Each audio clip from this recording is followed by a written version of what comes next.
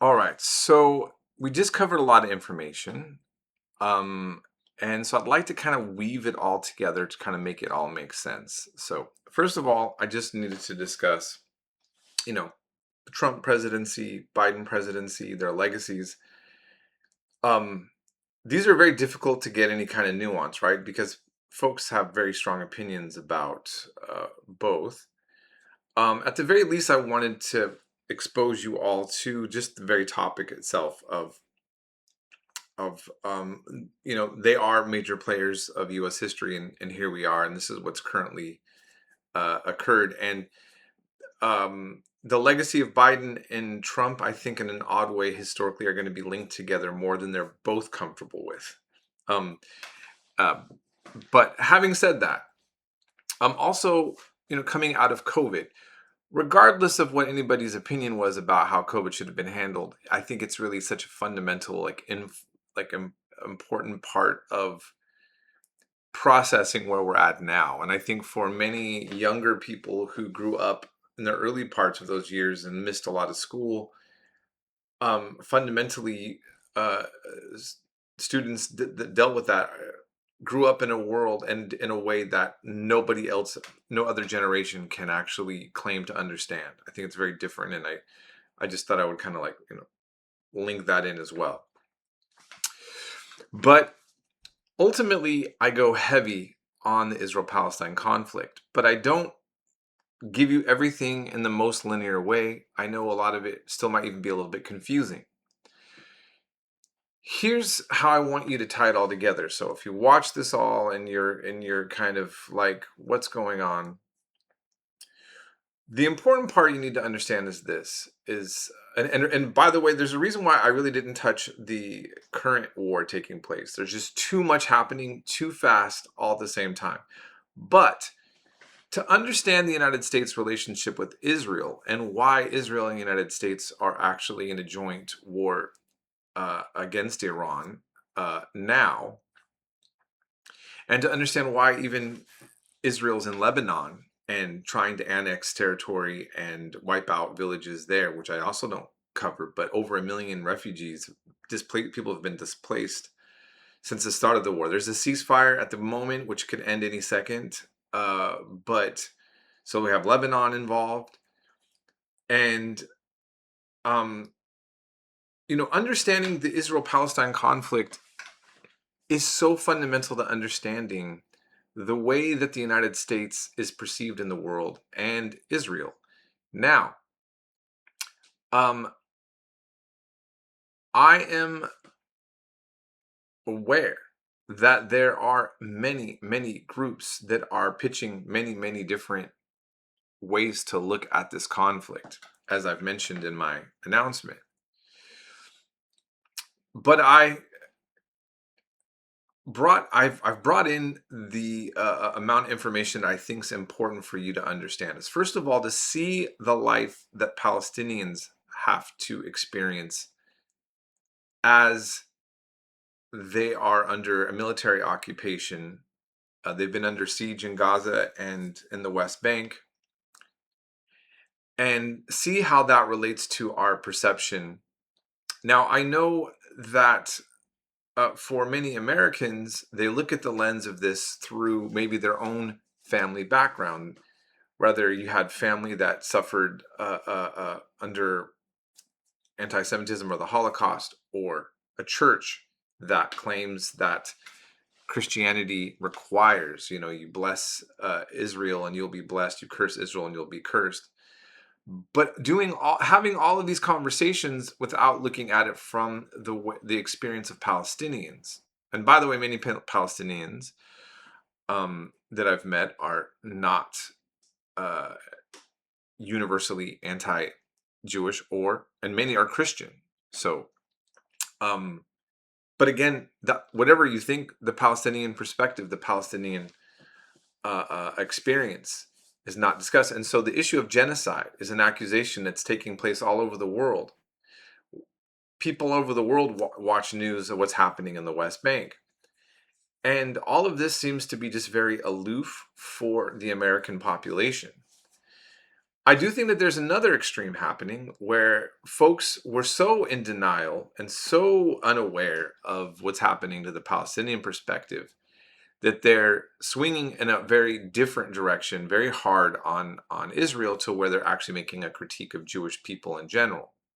What I hoped that these readings links and the videos are showing, and also the Israelism video, is that the Jewish community itself is going through its own dialogue and set of discussions about all of this, and that I would argue that a lot of Jewish thinkers are leading the way in trying to break away from this oversimplified narrative and to operate and work with giving Palestinians a voice to be understood in this. And I think once you kind of get this down, it starts to make you understand, but also you go down a different rabbit hole to understand. So what is the U.S. doing? Why are we so involved? That I'm not going to be able to resolve for us in this class. It's something that you're going to have to look at. But I'm hoping that you're seeing. I didn't make this. This is not a critique of a people, but a critique of a history, of a set of policies, and the way that the United States supports this so much. Nothing that Israel does can be done without the support of the United States. They're the #1 military aid recipient. So it's so linked to us, and the world knows this. And so this is one of the things that I think is why it's so important. And this current war with Iran is going terribly. And I think that it's the way it's going, and its link with Israel, and it's not going well for them either. There's more dead Iranians and more dead Lebanese and more dead Palestinians, but the war objectives and what's hoped to be accomplished is not going in favor of Israel and the United States. And to be able to try to put it all together, you have to be able to understand what is fundamentally being covered in this conflict as the root of this. Now, I just wanted to point out one thing, and I'm not going to go much further as I state this. I recommend anybody to get this book. Let's see here. It's called The Making of Modern Zionism, The Intellectual Origins of the Jewish State by Shlomo Avnery. This is he just passed away actually in the middle of this conflict 2 years ago, or in the middle of what many people consider to be the genocide. He was an Israeli scholar. He's a Zionist. He's pro-Israel. He was part of the Zionist left, which is actually what founded Israel. Israel was founded by socialists, and it would define itself as secular, although it's not fully secular, which is a whole nother complex story to go down.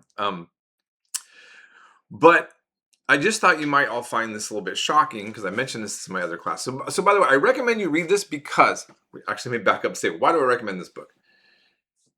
He does a great job of explaining the origins, the intellectual foundation, the founders of the ideology and the history to the creation of the state of Israel, which Israel was created in 1948. Can you imagine studying U.S. history and not knowing anything about the founders and the founding of the United States and their ideas?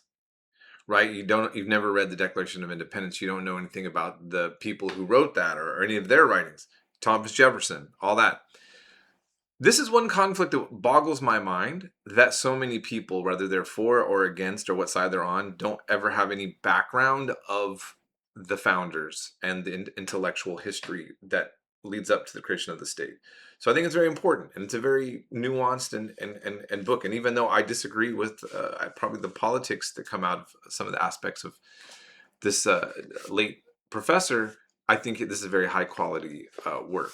Now, here's what I just wanted to mention. On page 2 in his introduction, he says something. He says, the belief in the return, I'm going to read this directly. The belief in the return of Zion never disappeared. In other words, for Jews to turn to Israel. Remember, Israel was not created until 1948.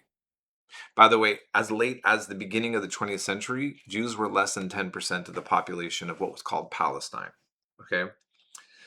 But he says, this never disappeared, but the historical records show on the whole, Jews did not relate to the vision of the return in a more active way than most Christians viewed the second coming. In other words, Jewish people talked about returning to the Holy Land, but it was seen as something that God would do, just like Christians don't think that they can do something to make the second coming of Christ. That's what he's arguing. He goes, as a symbol of belief, integration, and the group identity, it was a powerful component of the value system. But as an activating element of historical praxis, in other words, of trying to make happen and changing reality through history, it was almost wholly quietistic. What he's saying is Jewish people basically hoped to return, but there was no political movement to do this. And by the way, there's something called the Three Oaths you can look up, and many Orthodox Jewish practitioners argued that it actually forbid them to actually create a state without waiting for the Messiah to come first or to have God intervene. Okay, and so he says divine providence, not human intervention, should determine when and how the Jews will be redeemed from exile and return to Zion. It goes, and so, and then he says, an active movement for Jewish return to Palestine, that's what it was called, does not appear until the second half of the 19th century. That's the 1800s. The conflict is not an ancient one. It doesn't go back to the times of Abraham. It's rooted in 19th century politics and the emergence of Arab and, in this case, Jewish nationalism and identity that are byproducts of what was occurring at that time. And it fused, of course, the history that happened, but it's very recent. And so this is something that many Americans, frankly, just don't understand. And I think it's important. I mean, and so this module, we're not going to end on you all for like all of a sudden understanding everything perfectly through taking this, and you might kind of want to jab at some of the content that was covered.